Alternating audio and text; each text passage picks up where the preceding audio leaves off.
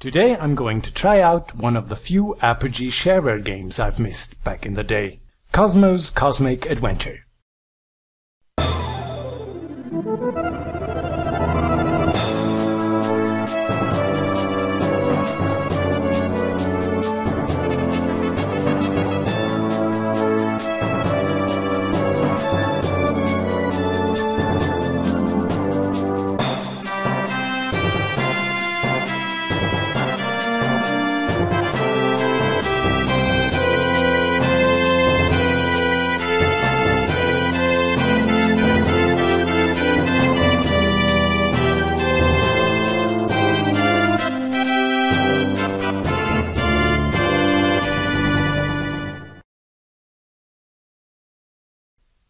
One thing I always did back in the day when I wanted a new PC game but was short on cash was downloading the newest shareware games from bulletin boards and later from the internet.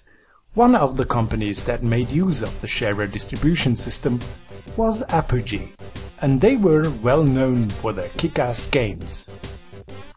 While I played essentially every game Apogee ever released, there was one I always sort of forgot: Cosmo's Cosmic Adventure.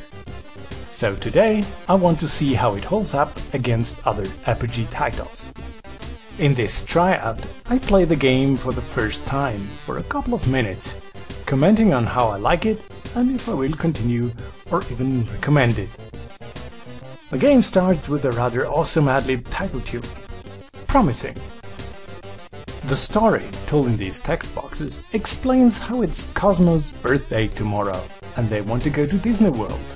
But a meteor collides with the ship and his father needs to make an emergency landing on a forbidden planet.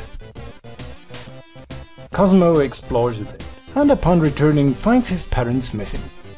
It's now the player's job as Cosmo to find them. Okay, let's begin.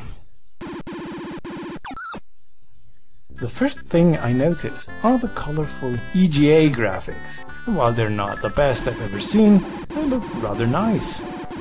There's also a catchy ad-lib tune playing in the background. And there are the typical Apogee PC speaker sound effects. I can only assume that they needed to keep the download as small as possible, so they opted for PC speaker only sound effects. But it's not really up to date for 1992.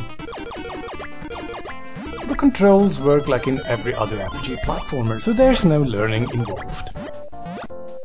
The second thing I notice, or is it the third, fourth? The other thing I notice about the graphics is that they are kind of sluggish or jerky. I think it's mostly the scrolling. It doesn't scroll pixel by pixel, but rather in increments of about 10 pixels or so. A platformer that isn't smooth is quite a shame. Another problem the graphics have is it's kind of hard to distinguish between the background and the foreground.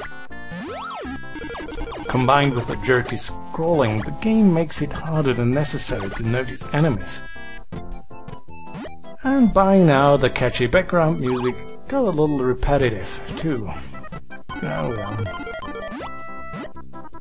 Other than that, Cosmo's Cosmic Adventure is actually a fairly standard platformer that follows the usual formula. You defeat enemies by jumping on top of them, collect fruit and stuff to gain points, with the occasional bomb or health power-up. There are also stars that you can collect.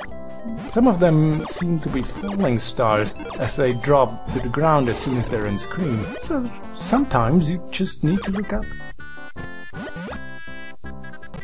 One interesting thing is that the game seems to try to show you the path to the exit by planting a bonus item trail. Nice. Cosmo's strange suction cap hands provide a unique gameplay feature. With them you can cling to smooth vertical surfaces. Well, okay, quite a few other heroes did that as well, and were even able to climb up and down, unlike Cosmo, who is basically stuck to the wall and can only move by jumping. Still, it's a nice feature. Right now, it only seems to be used to get access to bonus items, but I suspect that later levels will make this a mandatory feature. And I guess this is as far as I will try out the game today. In conclusion, Cosmo's Cosmic Adventure seems to be a quirky little platformer with a couple of features that look interesting. Since it has a save feature, I might continue the game if I'm bored. But would I recommend it? Well, no. There are a lot of other platformers that are just so much better. The graphics, while nice on first glance, kind of get in the way of themselves. The game is jerky and, well, as far as I played, quite a bit boring. Still, it's shareware, so you can download it for free and try it. Maybe it's your cup of tea.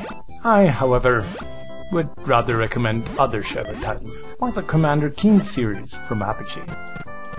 I, for one, don't feel that I missed something for not playing Cosmo.